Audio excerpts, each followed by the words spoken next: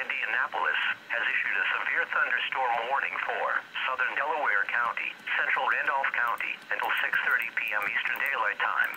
At 5:36 p.m. Eastern Daylight Time, National Weather Service Doppler radar indicated a severe thunderstorm capable of producing ping-pong ball-size hail and damaging winds in excess of 60 miles per hour. This storm was located near Muncie and moving east at 30 miles per hour. Locations impacted include Winchester, Prairie Creek Reservoir, Selma, Prairie Creek Reservoir, Selma, Parker City, Farmland, Union City. Severe thunderstorms produce damaging wind in excess of 60 miles per hour, destructive hail, deadly lightning, and very heavy rain. For your protection, move to an interior room on the lowest floor of your home or business. Heavy rains flood roads quickly, so do not drive into areas where water covers the road.